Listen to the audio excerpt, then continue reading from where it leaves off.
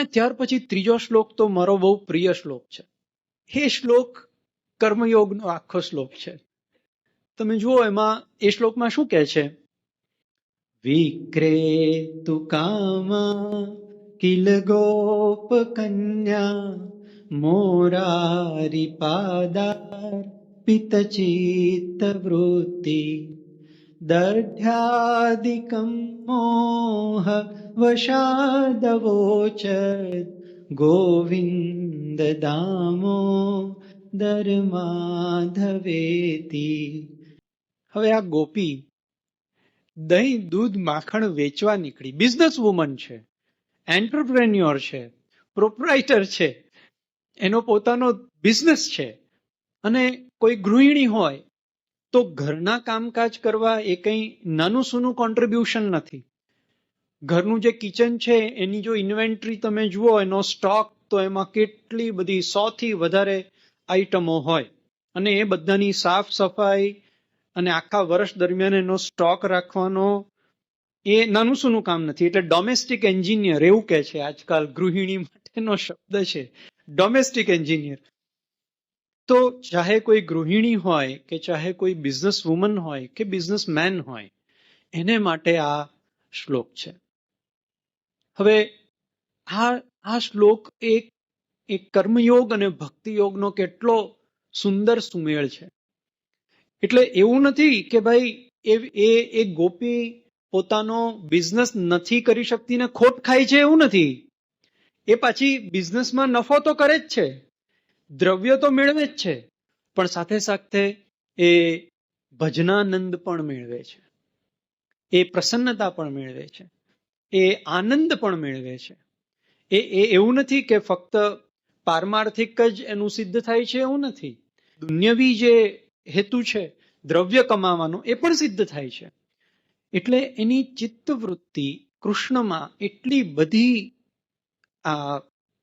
આવરણિત થઈ ગઈ છે, આલોપિત થઈ ગઈ છે કે દહીં દૂધ એ વેચવા નીકળી છે એનું એને ભાન નથી.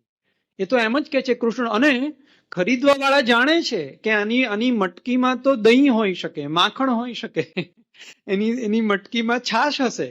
ખરીદવા વાળો જાણે છે, એટલે ખરીદવા વાળા ખરીદે જ છે, એને ફાઇનાન્શિયલી કોઈ લોસ નથી. પણ એ બોલે છે શું? એ બોલે છે કોઈ હરિ લો, કોઈ દામોદર લો, હેને, ગોવિંદ લો, એ આવું બોલે છે. એટલે એની જે ચિત્તવૃત્તિ છે એ જે એકાકાર થઈ ગઈ છે, એનું કારણ એ છે કે પહેલા શ્લોકમાં મનમાં એણે ઇન્જેક્શન આપ્યું છે. પેલો રસીનો ડોઝ શારીરિક નહીં પણ એને માનસિક લીધો છે. અને એ કામ જ્યારે દિવસભર એ કરે છે, દહીં લેવાને બદલે, માખણ લેવાને બદલે કોઈ ગોવિંદ લો, દામોદર લો, આવું એ બોલે છે. અને મને છે ને આ નરસિંહ મહેતાનું ભજન બહુ ગમે છે, એટલે હું લઈ આવ્યો છું. એ પણ હું તમને સંભળાવું છું. એ કેટલું સરસ નરસિંહ મહેતાએ આખું દ્રશ્ય એમણે એ ભજનમાં ઉતારી દીધું છે, જેમાં એમણે કહ્યું કે ભોળી રે ભરવાડણ હરીને વેચવા ચાલી. ભોળી રે ભરવાડણ હરીને વેચવા ચાલી. તમે દ્રશ્યની કલ્પના કરતા જજો, સાથે સાથે વિઝ્યુલાઇઝ કરજો, બહુ જ મજા આવશે. એક ભોળી ભરવાડણ છે. ભરવાડણ કેવી? સામાન્ય ભરવાડણ નથી. એ બહુ પ્રપંચી નથી, બહુ વાચાળ નથી, શાંત છે અને ભોળા મનની છે. એવી ભોળી ભરવાડણને જ આવું થાય. જે બહુ કેલ્ક્યુલેશન કરતા હોય એને આવું નહીં થાય. ભોળી કન્ડિશન છે, ત્યાંથી શરૂઆત થાય છે. ભોળી રે ભરવાડણ હરીને વેચવા ચાલી. 16 સહસ્ત્ર ગોપીનો વાલો મટુકીમાં ઘાલી. ભોળી રે ભરવાડણ હરીને વેચવા ચાલી. વિચાર કરો, 16 સહસ્ત્ર, 16 સહસ્ત્ર ગોપીનો વાલો મટુકીમાં ઘાલી. છે કોઈની તાકાત આ ભોળી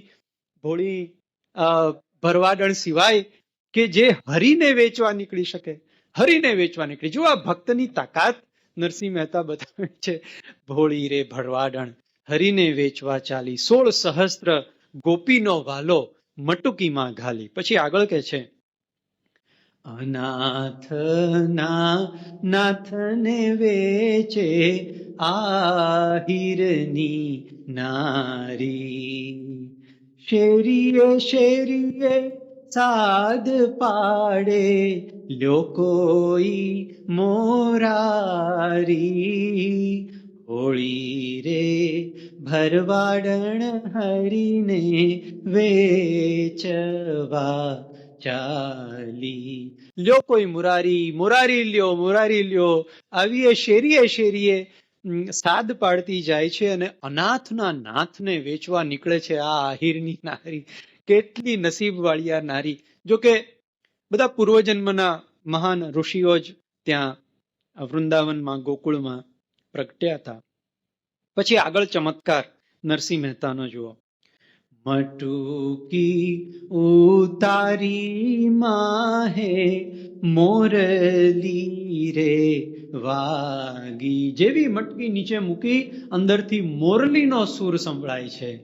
મટુકી ઉતારી માહે મોરલી રે વાગી, વ્રજ નારીને સજે જોતા મૂર્છા રે આવી, હોળી રે ભરવાડણ હરીને વેચવા ચાલી. ધ્યાન સમાધિ, ભાવ સમાધિ, મૂર્છા લાગી ગઈ. એ મોરલીનો સાદ, અને એને જ સંભળાયો, બીજા કોઈને નથી સંભળાયો, એને જ સંભળાયો અને મૂર્છાએ એને જ આવી છે. એ હરિને વેચવા નીકળી. એનું મન હરિમાં એટલું તાદાત્મ્ય સાધી લીધું છે કે એને જ એ સૂર સંભળાયો.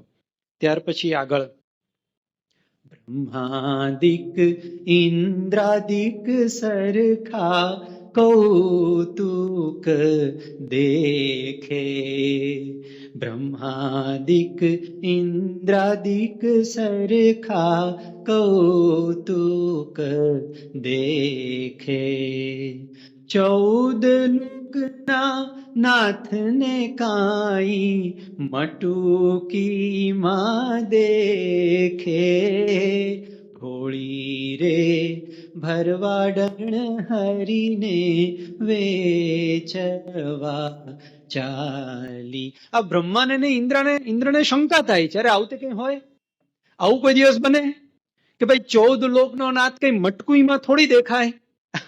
આ બ્રહ્માજીને જ શંકા થઈ હતી ને કેટલી બધી તકલીફ ઉભી કરી. 1 વર્ષ સુધી હરણ કરી ગયા અને શ્રી કૃષ્ણએ પોતે ગાયને વાછડા બનવું પડ્યું. પણ આ બ્રહ્માજીની ને ઇન્દ્રજીને, કારણ કે ભોળપણ નહોતું, જ્ઞાન ખરું, ભોળપણ નહોતું. ક્વોલિટી જે જોઈએ, જે કેરેક્ટરિસ્ટિક જોઈએ, જે એલિજિબિલિટી છે, એ તો ભોળું હૃદય છે. કેલ્ક્યુલેશન વાળાનું કામ નથી આ માર્ગમાં. એટલે બ્રહ્માદિકને શંકા પડી કે કઈ 14 લોકનો નાથ કઈ થોડો આમાં દેખાય. પણ પછી રહસ્ય ખુલાસો નરસિંહ મહેતા છેલ્લી કડીમાં કરે છે અને કહે છે, ગોવાલણીના ભાગે પ્રગટ્યા અંતરજામી, દાસ લડાને લાડ લડાવે નરસૈયાનો સ્વામી, ભોળી રે ભરવાડણ હરીને વેચવા ચાલી. કેવી સરસ વાત કરી. એમણે કીધું આ તો દાસલડાને લાડ લડાવવા વાળો જે હરિ છે, જે પ્રભુ છે, એમણે આ ચમત્કાર કર્યો. આમાં બીજાને આમાં પ્રવેશ જ નથી.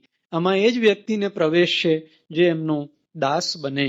અને ગોવાલણીના ભાગે પ્રગટ્યા અંતરજામી, એટલે જે પેલી મૂર્છા આવી હતી એ અંતરમાં પ્રભુનું સ્વરૂપ એમણે દર્શન કર્યું અને એની એ મૂર્છા હતી એવું અહીંયા છેલ્લી કડીમાં સાબિત થયું. અંતર્યામી એની અંદર અંતરમાં પ્રગટ થયા અને એટલે પેલી મૂર્છા આવી હતી ભરવાડણને.